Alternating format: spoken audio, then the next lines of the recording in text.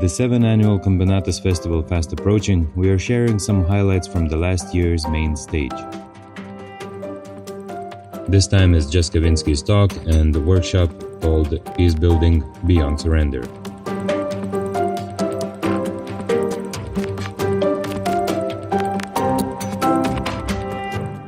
My name is Jess. Thank you guys all for coming today. So like you said, today I'm presenting on a topic on peacebuilding beyond surrender. It's going to be a workshop. I will talk a little bit in the beginning and give you some background, but this is meant to be a space to play with and challenge definitions. So you're 100% allowed to disagree with me and tell me I'm wrong. You can hurt my feelings, it's all right. But I'm going to give you some context of who I am, what work I do, what background I'm coming from, and then we'll get into it. And then we'll have some group work later, and maybe a group sharing if that's what people are feeling. But we can just adjust it together as necessary. Sound good? Yeah. Great. Let's get started. So, woohoo! I'm from the United States. I'm not from an Eastern country. I have a Western context. I'm currently living in Estonia. I'm working there for an international peace organization. I've been there for about a year. And I've worked internationally for the last 5 years, and I studied peacebuilding when I was in university. But I really got my start in genocide studies and atrocity prevention. And so my background is in analytical systematic analysis of conflict and how you move forward from it, or how you address systematic abuses, cultures of violence, memory work. All of these things are kind of wrapped up into one. And so that's where I'm coming from. So the past few years, when I was in university, I didn't like a lot of the definitions that were taught to me. A lot of them felt really neoliberal, really capitalist in notion. They always kind of focused on human capital and economic security. There was just a lot of things that I didn't really like. It also felt incredibly disconnected from how work is actually done. So you have a lot of theory that's great in theory, but when it comes down into actually getting work done, actual systematic change, sometimes that theory and these definitions fall short, or they aren't specific enough to the context to actually give people space to move on from it. So then what I did was I spent the last 4-ish years trying to get different definitions from other groups of people, different strategies from other groups of people on how people move systematic change forward. So I worked in Northern Ireland for a year at a Peace and Reconciliation Center. I worked in Australia. I did some work in Rwanda with genocide studies and post-conflict recovery. I did some work in Germany. And then a very number of case studies from all around the world. Currently, the international peace organization I work for works predominantly in the Global South, with main regions in Asia, Latin America, and Africa. And that's kind of a lot of the stuff I'm pulling from now is Global South oriented. But there's also Western definitions in here, and those are the ones that I'm hoping today everyone challenges and picks apart. So that's my context. Let me look at my notes. Also, if I talk too fast, just go like this, and I'll slow down. Cool? All right. So before I get into it, I want to do a bit of a popcorn-style word association, something from you guys. You can just kind of shout them out. I challenge you to use brief words. But what words come to mind when you think of the term peace? Positive or negative? Leisure. What? Leisure? Okay. What else? War. Safety? War. War? Mm? Lies? Lies, okay. What else? Hippies? Okay, fair enough. Freedom? Freedom, okay. What else? War? War, another war. Silence? Yeah. Compromise. Mm. What else? Agreement. Good. All right. So obviously, there's a wide range of opinions on it, and not everyone is in agreement or at peace with the term. And so that's why we're working with definitions today. So peace activists, or at least peace builders, what I would call myself, are well aware of the use of the term to suppress people. And I'm going to give you a fair amount of documentation, but I'm also going to open it up if you guys have your own context, or you have your own example of when peace is used to suppress or get people to stop activism. So you have, within South African context, you have what was called the Peace Preservation Ordinance, and that's literally the name of what it was called. And what it was is essentially an excuse to implement apartheid. And it was a law that restricted any kind of resistance and protest against the apartheid regime. So even within the name of this, where people who are working towards a more equal and equitable future, they were being suppressed under the term peace preservation.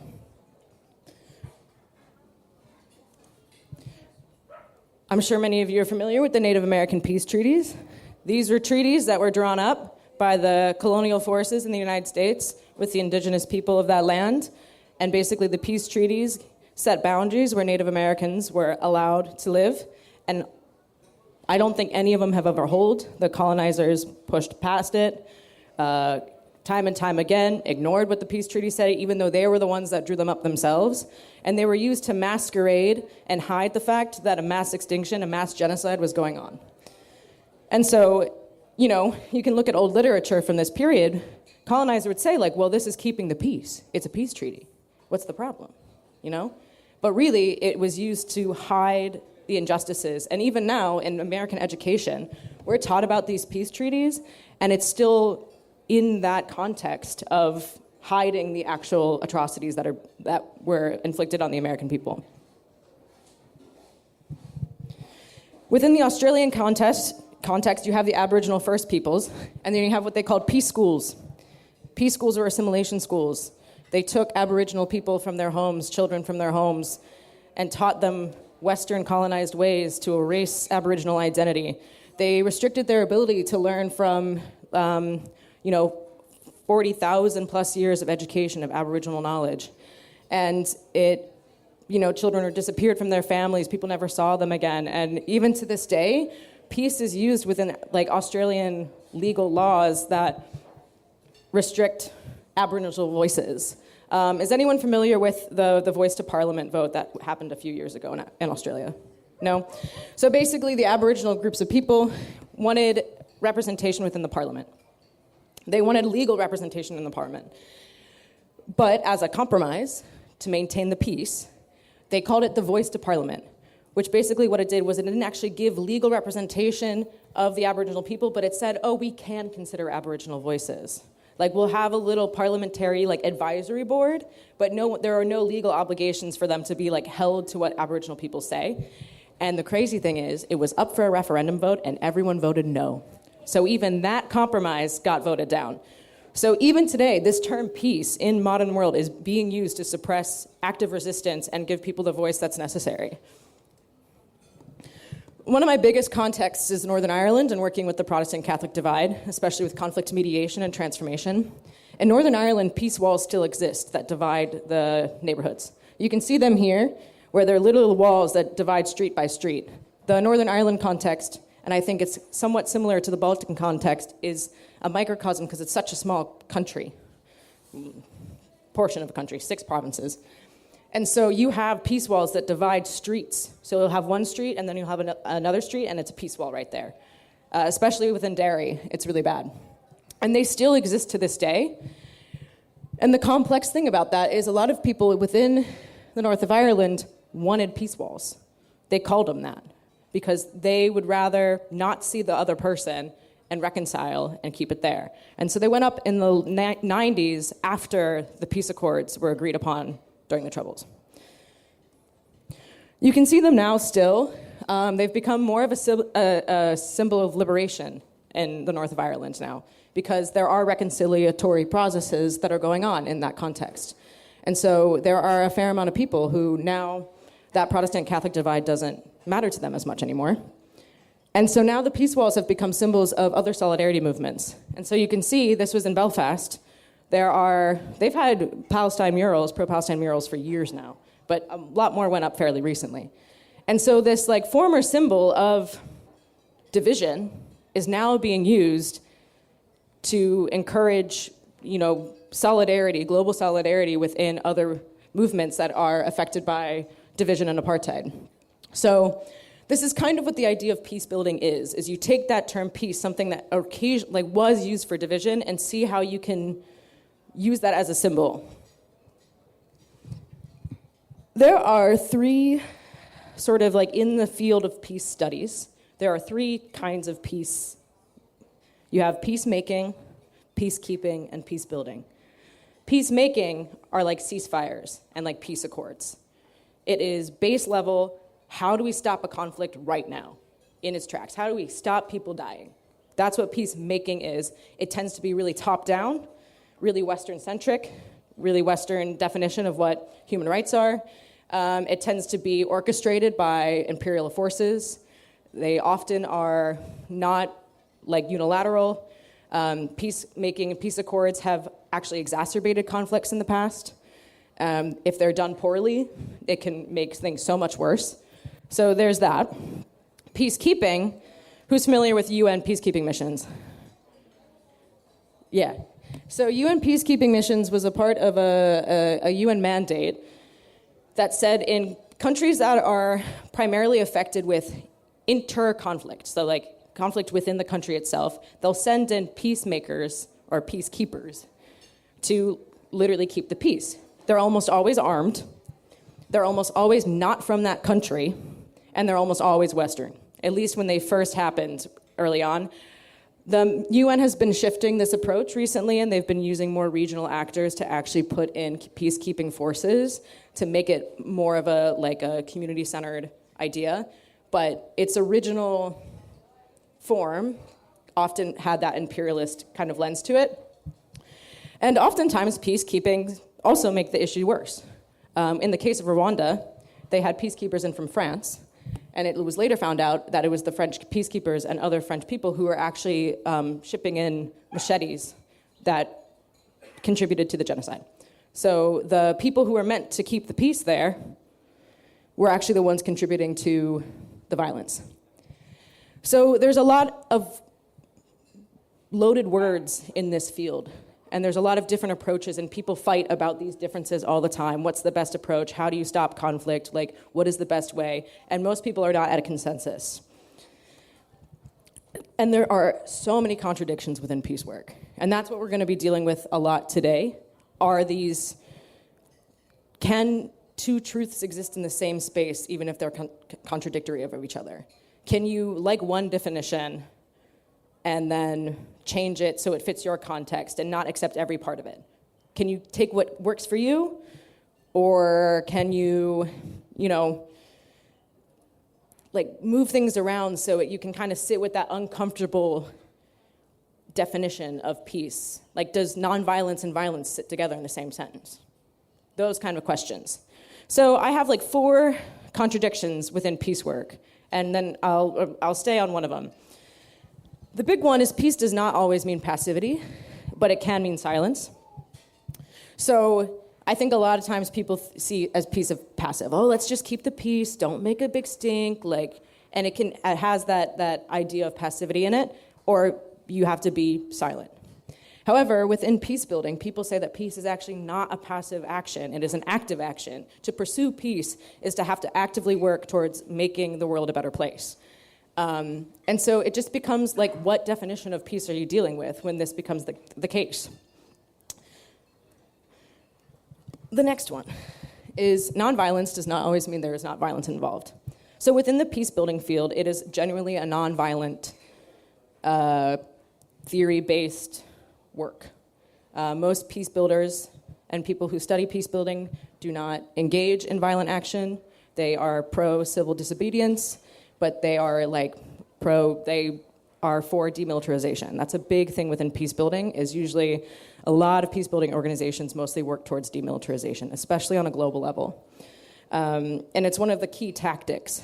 One of the biggest indicators of risks of genocide is the sheer amount of weapons in a country.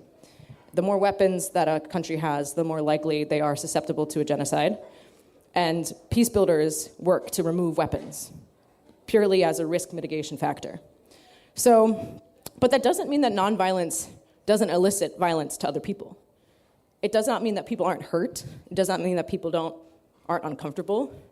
And there's an example from the US.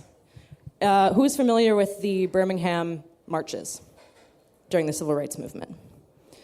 So during the Civil Rights Movement in the 1960s, there were 3 series of marches that were planned by the Southern Christian Leadership Conference, which was the conference that Martin Luther King was the leader of. It was 3 marches that happened in Birmingham to resist the segregative practices within Alabama. The first 2 marches were mostly with students of universities and adults. The third march is one of the most controversial nonviolent strategies ever used within the United States. What they did was they had children march as well, knowing that the children would be met with violence from the police. So what ended up happening was these kids marched across one of the bridges on the 3rd time, and they were met with, the state-sanctioned violence. And it was everywhere in the news, and people were appalled because they were looking at 10-year-olds getting blown in the face with high-pressured fire hoses and getting beaten. And a lot of people who saw it were like, how could this have happened? I can't believe the police would do this. And a lot of people thought that it was an accident. But the people who planned this march knew this would happen. They knew they were putting these children in harm's way because they knew that it would elicit a bigger reaction from other people outside who were choosing not to engage with the civil rights discussion. The thing is, this actually was one of the marches that pushed for the Civil Rights Act of 1964 to be signed. This was a breaking point in the civil rights movement. So this was a nonviolent tactic. No one was armed, but the instigators, the people who planned this, knew that these kids would be hit with violence. So can those two, it contradicts itself. It's nonviolent, but people were hurt in the process. The third thing I have is nonviolence does not always contradict violence and vice versa. Once again, another civil rights example is Malcolm X and Martin Luther King. Early on in their ideologies, Malcolm X was a militant human rights defender, and Martin Luther King fought for nonviolent approaches. Towards the end of both of their lives, their ideologies actually started to meet up. Malcolm X became a little bit less militant, and Martin Luther King became a little bit more militant. The thing that I want to say about this is during the Black Lives Matter movement in 2020, I was heavily involved with these protests and organizing. One of the chants that we shouted was, Martin spoke and Malcolm made him listen.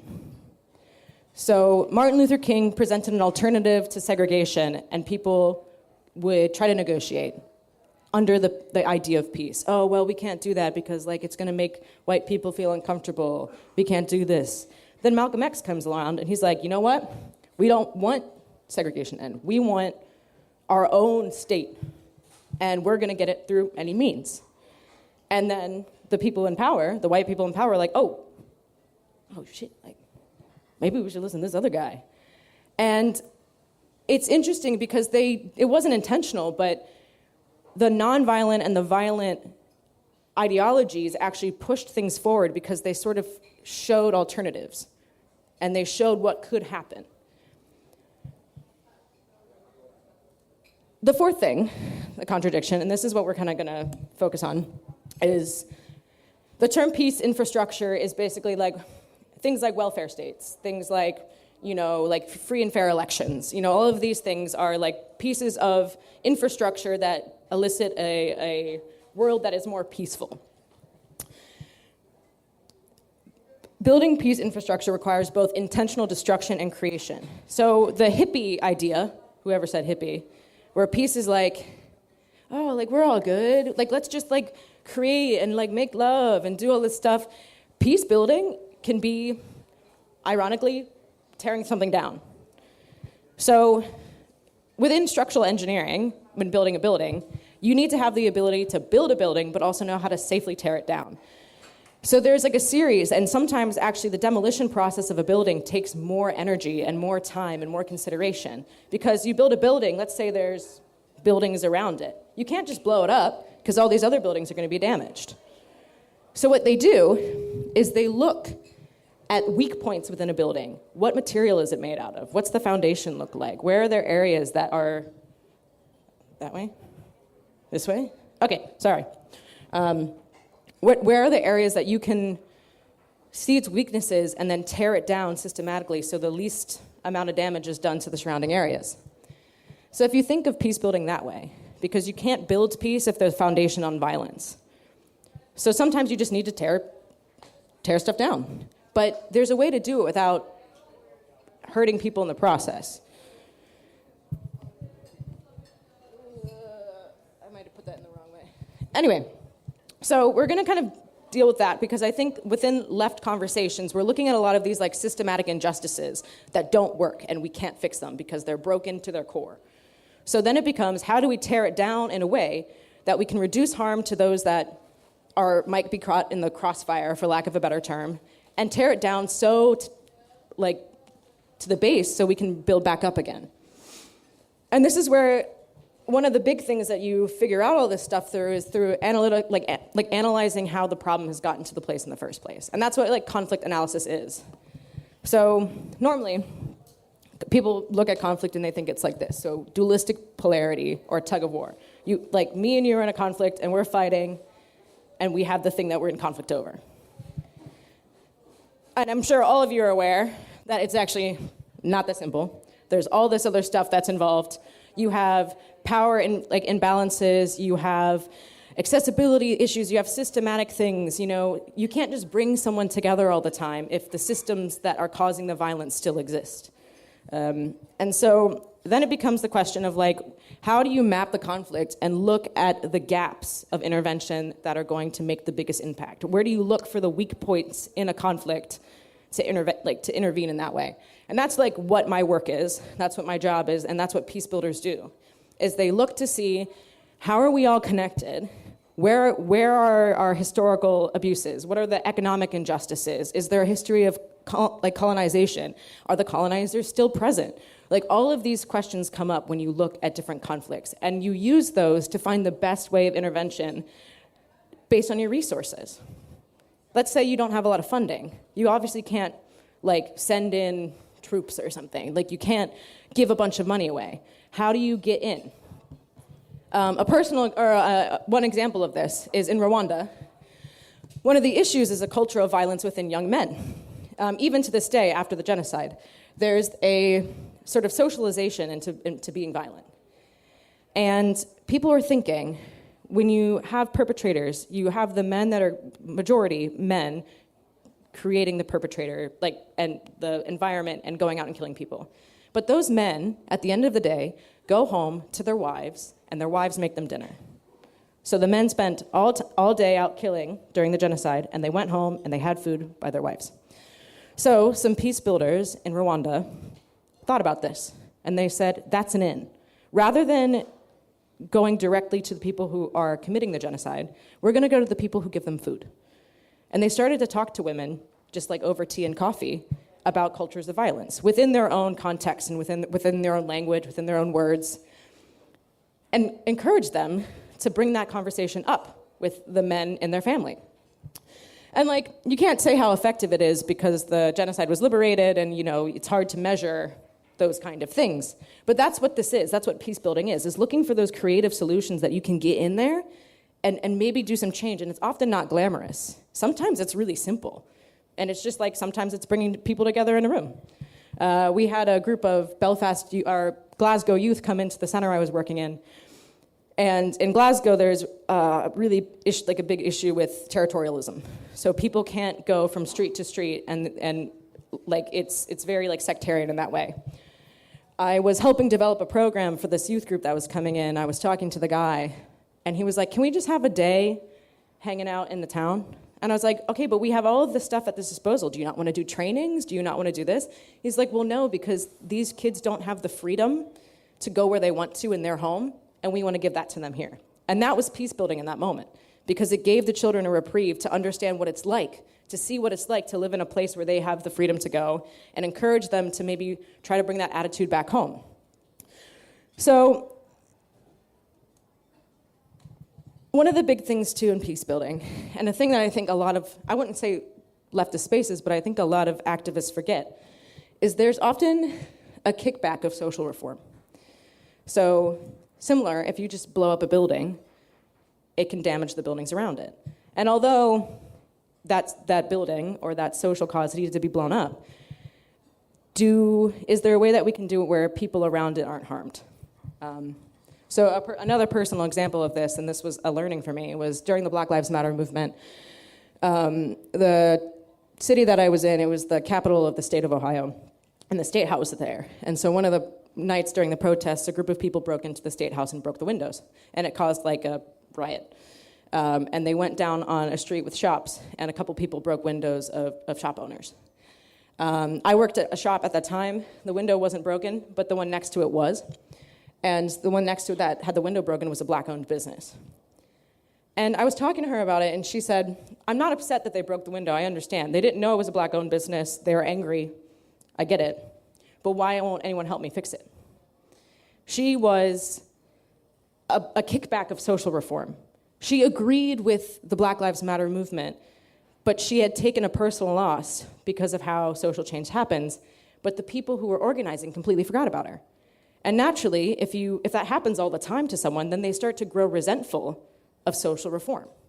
Because they're like, well, they don't care that I'm losing my job. They don't care that, because there's a protest going on, there's increased police presence, and now I'm fearful. And so I think it's important to think when you do activism, when you do your work, are there people who might be affected by this who fall through the cracks? It doesn't mean don't do it. It just means how can we make sure and think systematically about how we can support people who might be in the crossfire when we're pushing for social change. And so that's one of the big questions I want you to think to yourself today. Each one of you have your own context. You have your own work you do. You have the things that you're passionate about. The definitions that we're going to play with today, I really want you to think, how do these definitions apply within your own context, and where are people falling through the cracks within your own work? And where are there places that you might give a little bit more analytical, systematic destruction techniques? And then where can you build? So this is not super important graphic, but this is kind of what peace building looks like and what things fall under. There's a lot of stuff you can do within it. Mostly in my work, I've done violence prevention, conflict response, and a lot of educational reform. You can also have organizations that take some of these things. So the Black Panther movement in the States did a lot of this. So they were militant because that was their, violence prevention, because they were facing violence through the police, and so they armed themselves. But they also did education. The Black Panther Party did educational programs for youth. And they also did it for teenagers. They taught people how to resist. They did development. They did a free breakfast program, especially in Oakland, California. And they gave children food because they knew you have to build up your community while resisting at the same time. And I'm sure all of you do that because we're seeing it here. But this is kind of what peace building is, and that's the funny thing, is that it actually aligns with a lot of left organizing, and it aligns with collective care, collective action, communal living, that falls within this section as well. Okay, so I've talked enough. We're going to do a group exercise. First, I'm going to give you a quick definition of this new concept of peace. The peace building world has changed. It used to be really traditional, top-down, based in sovereignty, but as the world has shifted and world order has changed, the definition has changed, and it's changed based on different contexts. However, there's this one guy, he's Norwegian, John Galtung. He, in the 1960s, he didn't like this traditional definition of peace building, or peace in general, and so he kind of coined the concept of negative and positive peace. And so negative peace is the absence of violence or the absence of the fear of violence, which tends to be your traditional definition. Positive peace, though, is the active pursuit of a just society. Positive peace can never be achieved by his definition, because there will always be unjust things in our world. So positive peace is the active effort. So if someone is practicing positive peace, they're working towards building attitudes, institutions, and structures that lead to a more peaceful society. And you can have one or not the other. So you can have a place that's in war, and currently has an active war, but is still building positive peace in different ways. Or you can have a place that is absent of war, but doesn't have positive peace. You know, like, I would say the United States, if you look at it, we don't have an active war in terms of, like, within our own soil, but we're not really working towards positive peace, you know, like, at least not the government. But so I'm giving you this definition because a lot of the definitions that I will give you play off of this one, and they reference this particular thing. John Galtung is kind of known as, like, the godfather of modern peace building. So some people don't like this definition, and they reject it. And that's what we're going to do today. So I have little slips of paper that have different definitions from all around the world. I did forget a page, so unfortunately my definitions that are from Middle East scholars aren't there. My bad. But there's some that are traditional definitions that are neoliberal and Western. There are some that are from the Global South. There are indigenous definitions. Some of them are paraphrased. Some of them are direct quotes. You know, there's one that I have from a community group in here, so it's not like a scholarly article. But that's the point, is like peace should be accessible. Peace building should be accessible. You can play with it for your own context. So I have like 19, but we might not need all of them. If you guys can like get into little groups with people around you, it can be new people, or if you want to like do some, you know, like thinking with someone that's from your own context and do some strategizing that way. You guys will continue to talk in the groups, and if you guys want to work with the same definition, you can. I have some extras if you're like, nah, we don't like this one, give me a new one. I want to give us a quick moment to have a couple opportunities to share. I'm going to be going around to each group after each prompt, and you guys have an option to share so we can all hear what definition is from each group. I'm only going to do 2 people right now. How many groups do we have? 1, 2, 3, 1, 2, 3, Okay, I want to make sure that everyone has like a chance to engage and hear what each definition is. So after each prompt, I'm going to pull you back for a bit, give a group an opportunity to quickly share just one thing that you guys have discussed about, and then we'll move on and do the next question. Sounds good? Okay, I'm going to go over here first. Does someone want to read the definition out loud and then give one thing that you guys sort of either pulled from or a discussion point? We got the quote from Litvin, Ukraine, and it's post-conflict peace building in Ukraine is applied as post-conflict settlement and post-conflict construction peace building. Peace building is a complex and lengthy process that begins long before the end of a war. It emphasizes that peace building takes place not only in the post-conflict phase, but is also actively applied during the conflict. And we were talking that... Can you read it again?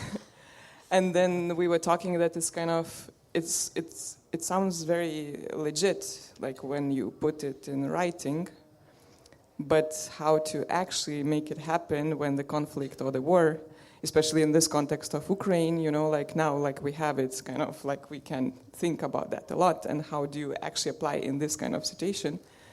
And then we remember the Egyptian like revolution, which was happening. It's also kind of, so it's really nice on paper, but how do you apply it? That I think would be our stance. Yeah, go ahead. It's also depending which people is putting the definition of peace. Because you live in a dictatorship and they say that they put peace during 10 years. Because some people don't bother anymore. So. Yeah, it's an important consideration. I'm going to go over here. You guys. We got a definition of peace from John Paul Lederach from America from 1997. He writes that peace is a dynamic social construct rooted in relationships. It involves the capacity to address conflict through nonviolent means, to recognize interdependence, and to create systems that sustain justice and human dignity. So we were kind of dissatisfied with the fact that he called it a dynamic social construct, because everything is kind of a dynamic social construct. That's kind of abstract, doesn't really say much. And then it's kind of convoluted. It sounds very academic, I suppose. I don't know if it is. But the way he phrases it, it involves the capacity to address why not just say peace means addressing conflict? Why do we have to get through all these extra steps? So that's our discussion. Okay, so I'll let you guys get back to your groups. You can continue to address these questions if you're getting into it still, but this is another one to consider. Do these definitions or this definition or approach fit within your own practice or context? And if it does, where does it do it? And if it doesn't, where does it not?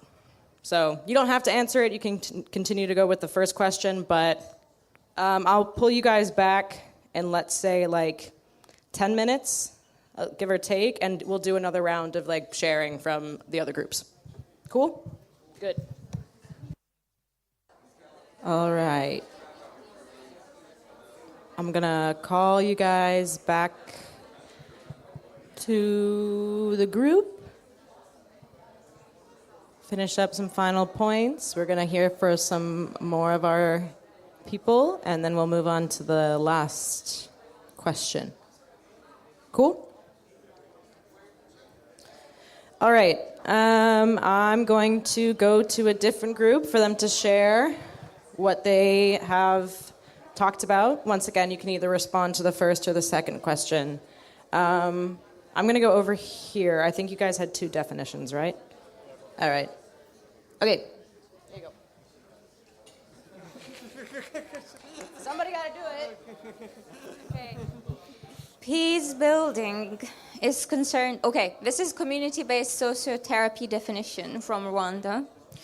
And it says that peace building is concerned with short-term responses to complex and violent conflicts and long-term responses to build the capacity of societies, again, by addressing the intangible and tangible psychological, relational, and structural elements in an integrated way. It highlights the role of Ubviyunge, if I am correct in my pronunciation, the deeply relational Kinyarwanda, again, not sure about pronunciation, concept of reconciliation marked by trust, respect, and emotional connection as central to that peace-building process. So what we liked about this one is, I'm not sure, I did like it, that it addressed relationships of people and, highlighted the role of trust, respect, and emotional connection. Yet we thought that this is quite clearly post-conflict, community-based sort of micro-level, meso-level work definition, and it gives you quite clear idea of what you should be doing and what you should be seeking. However, we found this very hard to adopt to our contexts where we primarily think about Ukraine and Russia and Gaza, possibly. But we think that this could be helpful with Russian minority in Lithuania, for example, and addressing those more internal conflicts between social groups and building more understanding. And we had, does anyone have anything to add or to comment on our second? I may just add, what we had actually two definitions, but we chose this one because we found it more, which is pretty long, but it's quite directly emphasizes certain phenomena, trust building, etc. So we thought that it's indeed good for so let's say to heal the divide, to reduce tensions within the society, etc. And we thought about also how we might apply these definitions with our own practice. So let's say about sharing stories, trying with them, trying to induce solidarity across conflict divisions. So for example, if there is a conflict Russia-Ukraine, to talk about those Russians that, for example, that are sent from Tuva, from other impoverished regions and they are sacrificed, etc. So it might also help for, let's say, Ukrainians to feel solidarity, etc. Thank you. You guys nailed it on the head. Rwanda was a really personal conflict with like neighbors fighting neighbors, and being able to glean that from the definition is good. I'll go back here. All right, what do you guys got? There you go. Okay, so we got this quote from Joanne Archibald from the Suali First Nation. She says, I also spent much time in nature, especially along riverbanks, by the ocean and in forests, where I developed a sense of reverence for both nature and the power of stories to educate and heal from the intergenerational impact of colonization. The 7 indigenous storywork ISW principles of respect, reverence, responsibility, reciprocity, holism, interrelatedness, and synergy emerged from her lived experiences. We found that this was really helpful as kind of a peace-building framework because all of these things can be implemented at any level of any action that you are doing. You can apply it personally within yourself or externally within your collectives and your communities.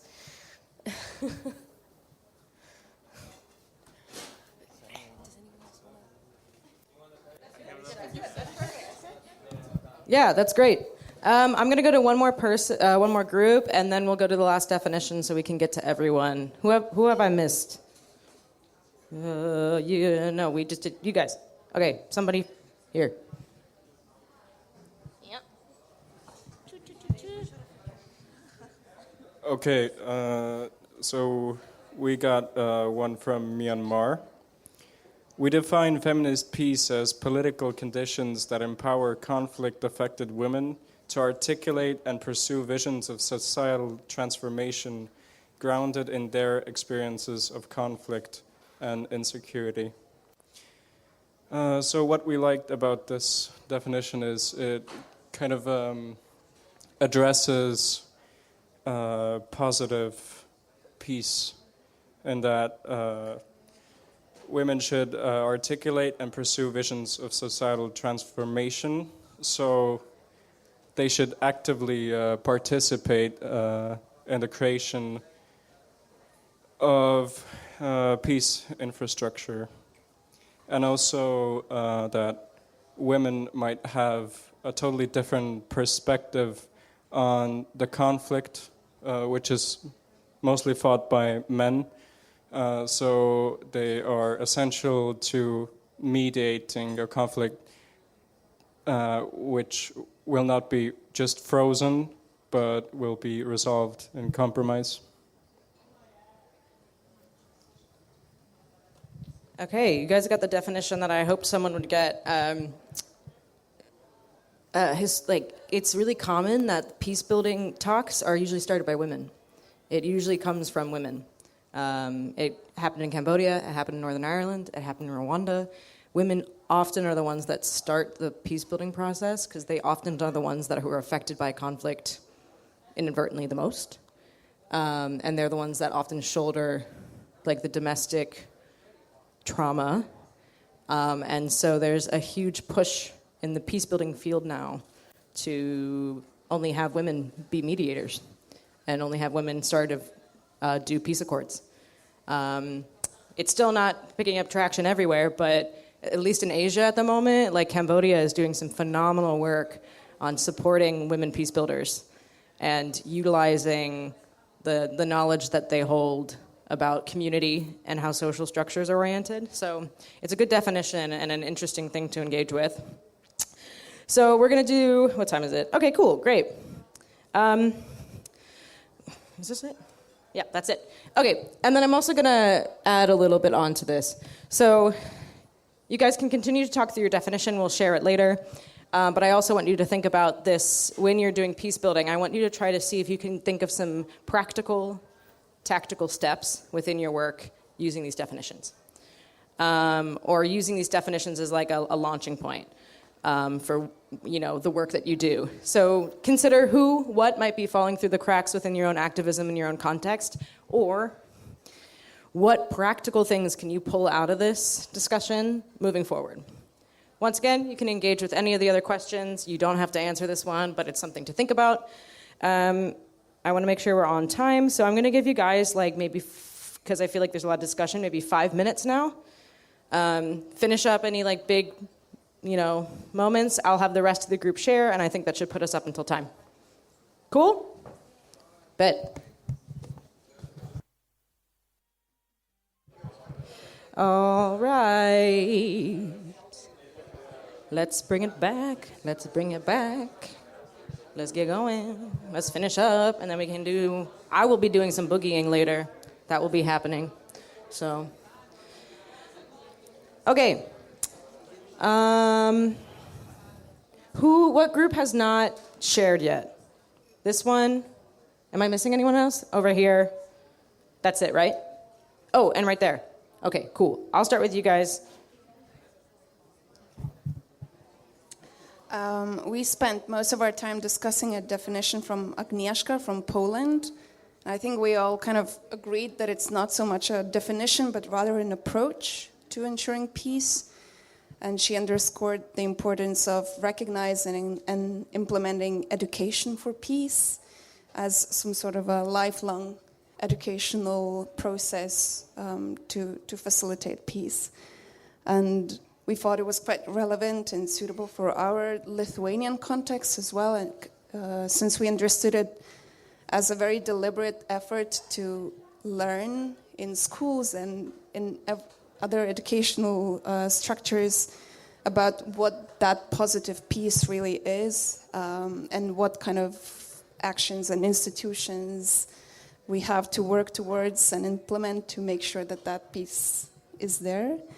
And then the second definition from the First Nations of Australia, which talks about the concept of makarata, so the practice of really understanding the conflict. And so again, it's kind of like learning and educating ourselves of what the social fabric of our societies really is and what's needed in it to ensure peace in the long term, I think.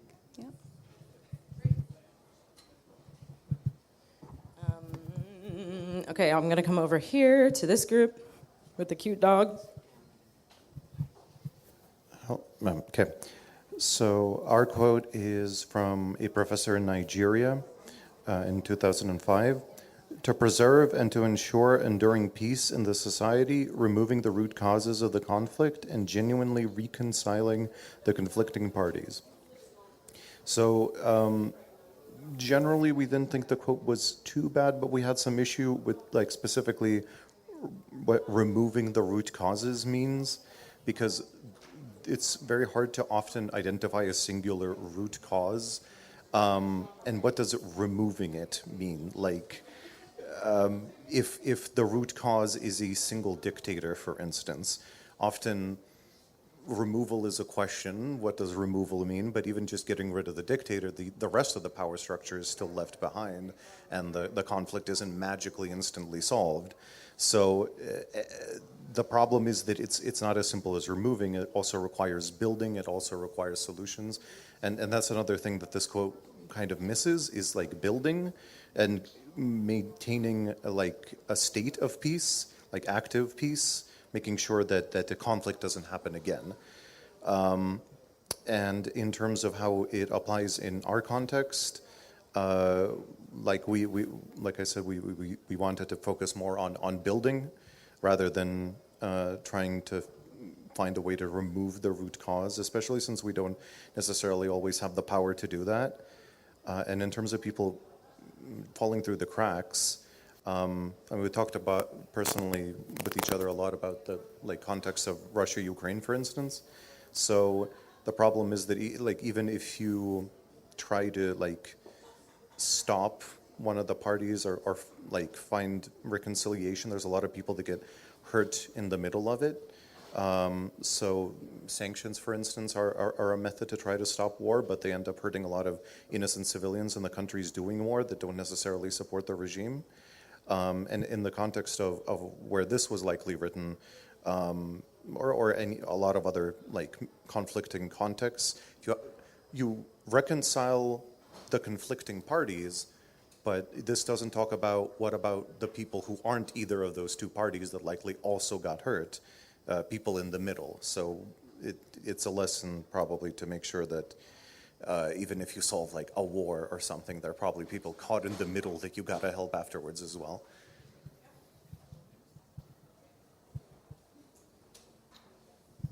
That's a really a good point. Within conflict analysis and conflict risk assessment, the moderates are actually, or the people who aren't part of the parties are actually a risk factor for resurgence of violence because they feel abandoned and they feel like they have to pick a side. And so like that often is a conversation within peace building, like who doesn't fit into these definitions of the two people, and will this lead to like further conflict? What was the last group? You guys.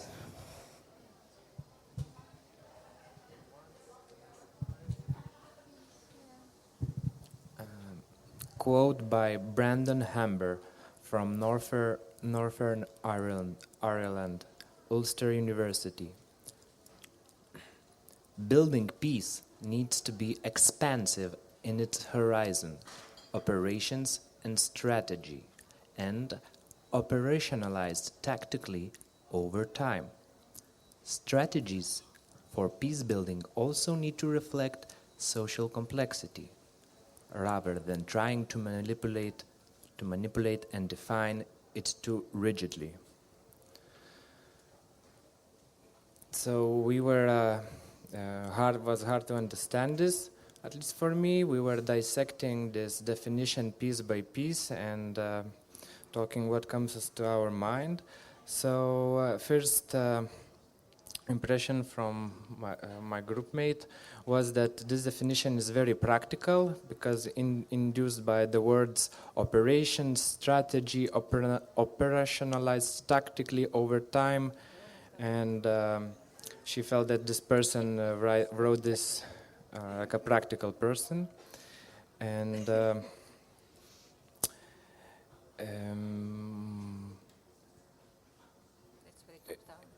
it's very top down, and for me it was that the governments defined certain things too rigidly and not looking at the social things, like where they come from or their families, and not doing too deeply.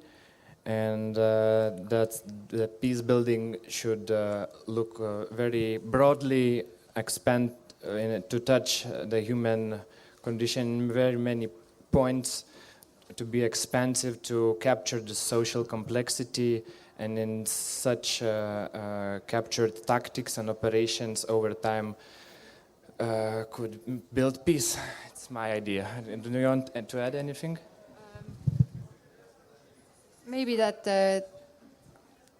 I think that reflecting social complexity means also that the idea of peace is, you have to accept that the idea of peace can and will be different in every location.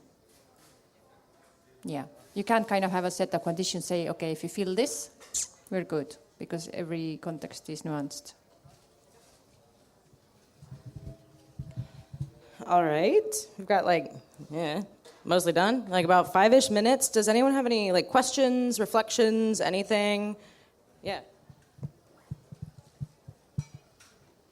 Yeah, thank you. It's very thought-provoking, and really expanded my thoughts about peace, and not and from this like governance or like state level to like also local level. But when I started to think about this positive definition of peace, focusing on justice, I realized that I don't know why shall we talk about peace when we can talk about justice. If we take the positive peace conception, why do we even need the term peace if it's about justice in the end? Because maybe, I mean, so you can maybe there's something more, but I just didn't maybe catch it. Because like in the end, like I was thinking, like why is peace our goal? Why? I mean, we're taking that self-evident, but why? And for me, it seems more. I mean, more constructive to think about justice. It's somehow feels more grounded. I think that is a good question. At least in terms of peace studies, the reason why, so I would say it's not necessarily fully about justice, it's about a just society, which is a little different. However, justice practices are integral and a part of peace processes. There's never a point where you can do that. I mean, like the term transitional justice is an entire section of study.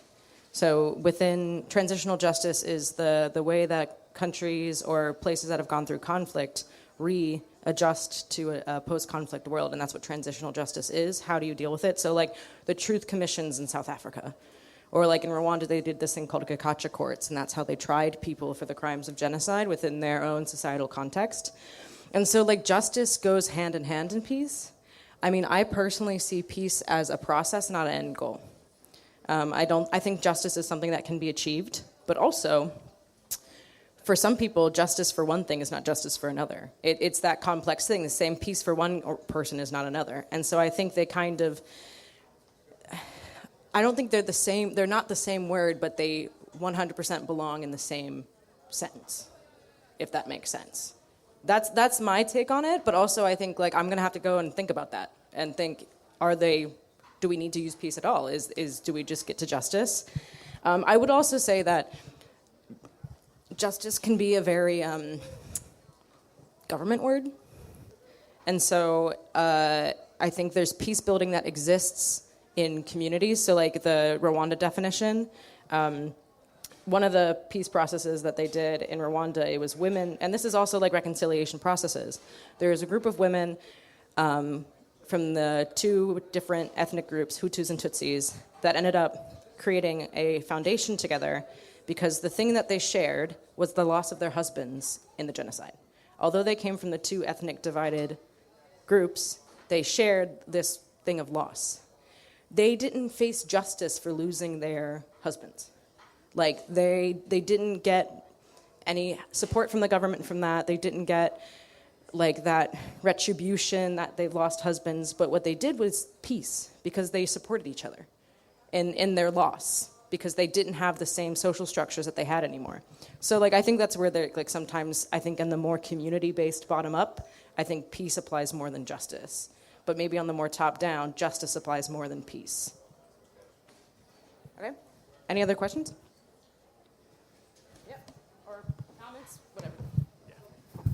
Yeah, I wanted to ask, like, what is your definition of violence specifically? Yeah, because, like, is self-defense violence? Like the Black Panthers arming themselves to protect against police violence, is that violence? Or is it only violence when it's unprompted? Or is it violence when, like, you're, say, dismantling a violent state that's not harming you but harming other people? Is that violence? I don't know. Don't ask me. I think, honestly, similar to peace, the context of what violence is changes based on your context.